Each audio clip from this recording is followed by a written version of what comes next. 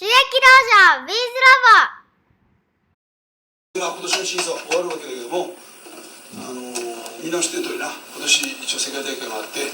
なんとかね、日本は2階級取れて、首の皮つながったというふうな状態です。ただはっきり言って今ね、絶対もう日本の若い連中がいわゆるこういう、なんていうのかな、武道とか格闘技離れしてるっていうかね、見る方は増えてるんだけど、やる人間が減ってる。そういう意味でみんな貴重な人材なんだけどな、本当にね、この4年後を考えるともっと大変なことになると思う。その逆にもう風土は海外でどんどんね広まって、俺の知らない国に風土とか大豆があったりそれがね広まって、もうとにかく若い連中はものすごく風土ってね言ってる。そう考えると本当にな4年後も大変だなって気がします。みんながみんな試合に出ようと思ってやってるわけじゃないから、それはみんなに許容することももちろんできないんだけども、自分が全日本出たいとか、世界大会出たいとかそういうふうに思ってる人間だったらね、本当にもう来年からもうそのつもりでやらないととてもじゃないけど間に合わない。本人がそのつもりでもう今回みたいに2年前からなんとなくそういうね気分になってくるじゃとてもじゃないけどな勝負にならない。でこれはねあ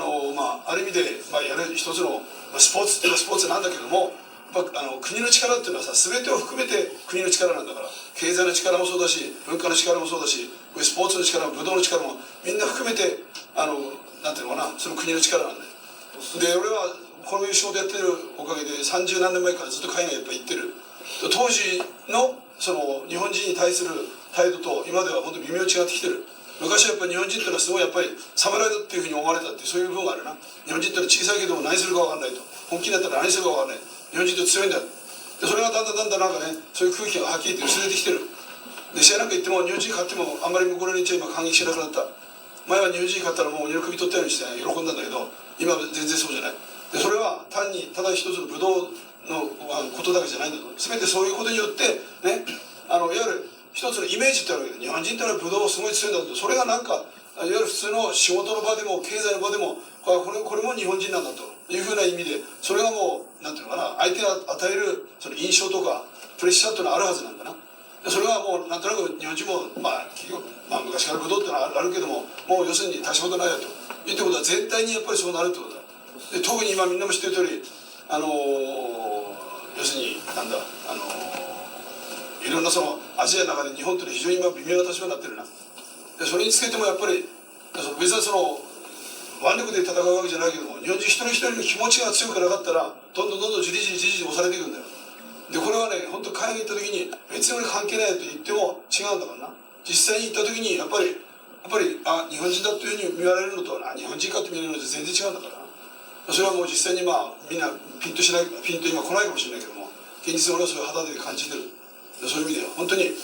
みんながこれから今みんな20代、すでに30代だろ、あと40年か50年生きるわけだよ。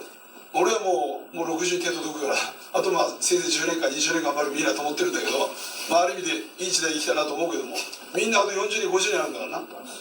みんなが本当自分のためにしっかり頑張らないとダメだと。自分のために、別に国のためじゃなくてみんなが要するにある意味でどこ行っても少しね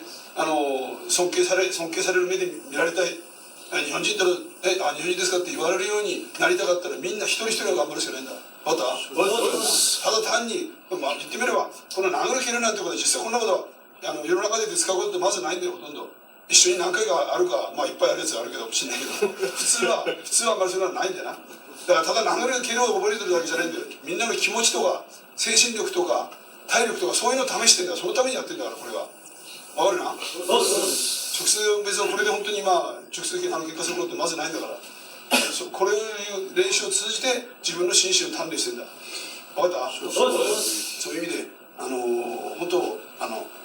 根性入れてねやらないと日本はますます大変だと思います。一言みたいだけど